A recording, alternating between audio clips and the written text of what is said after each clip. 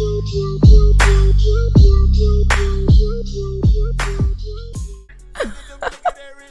really be jigging in this fucking car, dog. What's up, y'all? How y'all doing?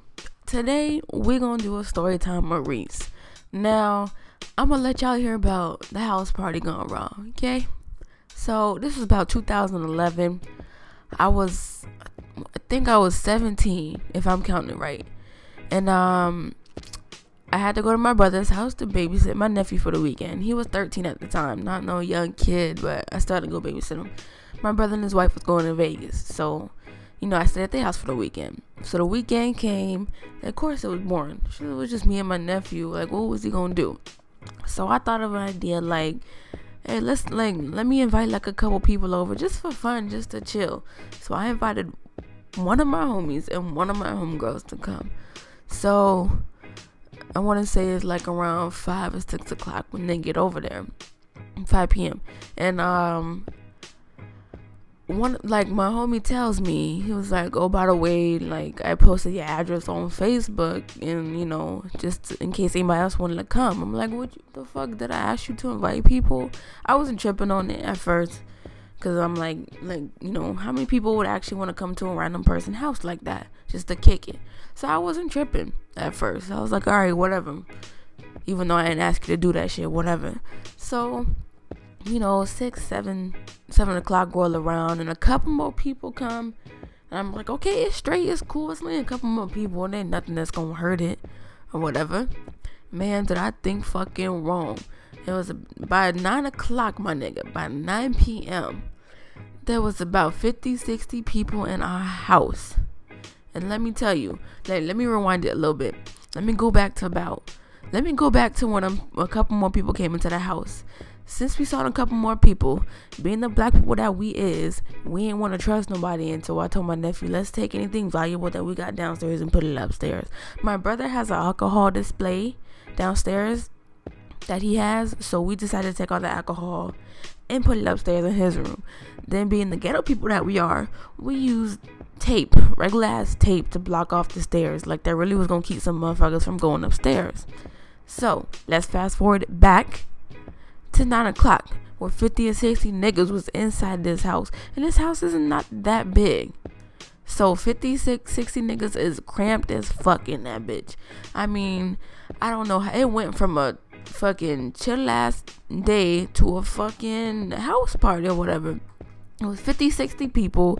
Somebody done ordered a DJ, and they was DJing on the kitchen table. The lights were out in the fucking living room. People was getting freaky up in that bitch with the music on, slow jams and shit, like they knew what the fuck they was listening to. And there's people outside in the garage playing beer pong, playing music in there too. Now let me remind y'all, they got neighborhood watching this in this neighborhood where my brother lived. Okay, and I'm gonna get to that later, why that's fucking important. So I was still not gonna make a big deal about it that all these people were here. I'm like, you know, let's make light of the situation and turn the fuck up. So let me tell you, I guess I got 30 minutes of fucking turn up time, whatever the fuck you want to call it, before shit started going downhill. This is where shit started going wrong. So one, the niggas was getting really loud. I wasn't really making, you know, the situation so heavy at first, because I didn't really give a fuck. I was trying to turn up, but niggas was getting louder.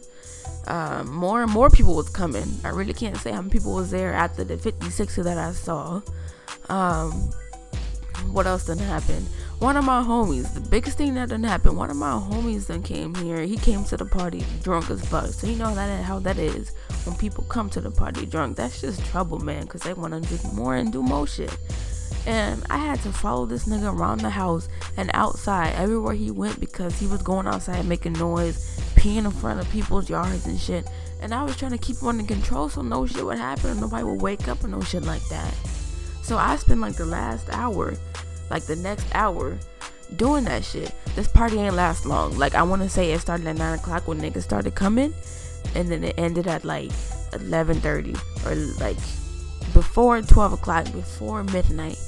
And, you know, I was outside at one point. I don't know where my nephew was this whole time, but I wasn't tripping about it because I know he was in the house somewhere.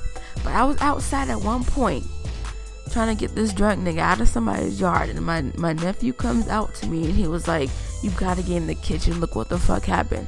So I left the nigga outside. I went in the kitchen, and there was a big ass hole in the wall, in the kitchen wall.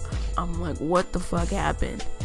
And my nephew tells me, I don't know, I think somebody was like play fighting, they pushed somebody in the wall, or somebody got mad and punched the wall. Boy, I was motherfucking furious when I heard that shit. I was so goddamn furious. I don't even fucking understand how somebody would do that to somebody's house. So I was like, okay, you know what? By the time I was motherfucking furious, I was like, everybody get the fuck out. And to the surprise, they did listen. Niggas was dipping like it was nothing. Like, okay, let's get out. Like, I'm glad they listened. And I went to the garage. I was telling niggas to get out. Yeah, you got to motherfucking go. And I went back into the kitchen, and niggas was running everywhere. Like, well, y'all really in a rush to get out? Good, y'all get out. And somebody was like, no, man, the 5-0 is outside. Y'all better get out. And I was like, oh, fuck no, baby, fuck no, why? And then as niggas was running out, I'm like, what the fuck I'm gonna have to do? They pulling up, they gonna have to try to talk to me. That's why I'm glad I didn't do no type of drinking like that. I did a couple shots here and there, but I didn't do much, like, you know, I didn't do much drinking like that. So I was able to talk to him. And this nigga was telling me, just tell him, he was telling me, just tell him this and that, whatever. So everybody done scattered away and shit by the time the cops done came out and whatever. So the cops came up to me with their flashlights and shit, blinding this shit in my eye. I was sitting at the front door like, hey, how y'all doing? And they was like, we got a call from disturbance, whatever. And I thought in my head, yeah, this fucking neighborhood watch them call. I should have known they was gonna do that shit. And they said, we got a call from this, like, for some disturbance from this house. We want to know what's going on. Just check it out. And they was looking around all the alcohol, because there was beer bottles and caps and shit everywhere. And they was like, did you know that there's gonna be alcohol here? And I was like, you know, this is my brother's house. I only expected a couple people to come. I didn't expect any of this to happen. And basically, that's all I had to say. And they was gone, and that was it. So once that was gone, that was good. Everybody was gone until my nephew. Now we got to clean all this shit up, figure out a fucking excuse why we got this big ass hole in the wall, and fix everything else up. The house wasn't really fucked up. Only thing was the hole in the wall, all the huck and all the shit we had to fucking clean up. And then there was, I think somebody wrote on the fucking furniture like a dumbass. And then on top of that, all the alcohol was gone out of all the bottles when we went upstairs to my brother's room. So let me tell you how we fixed all of this. One, I was able to clean all the fucking graffiti off of the furniture, whatever was left. The motherfucking table that they wrote on was fucking leaning to the side. I don't know what the fuck happened, but it's still not noticed to this day. The alcohol bottles, we just filled them bitches with water, because luckily it was all like it was like vodka and shit that my brother had, so he was able to fill the things with water. And you know, even to this day, my nephew be telling me, he be like, they still be using them bottles because they'll mix drinks. They don't just drink it straight. So they think that they're pouring alcohol. They're just pouring water in they shit. They really think that they're mixing their drinks. They still do that shit to this day. We cleaned up everything else and everything, and like we came up with an excuse, because my brother was coming back the next day. So we came up with an excuse that me and my nephew was playing around, because my nephew's like 6'4", 200 pounds or whatever like that. Like, that boy tall, and he's only like 13 at the time. And so we told him that we was playing around, and I pushed him into the wall, and that's how he made a hole. And my brother believed it. And my brother wasn't even that mad. My brother's not the type to get mad. Thank you. He's not the type to get mad, so he wasn't that mad. So that's how we got away with it. So still to this day, they don't even know what the fuck went down.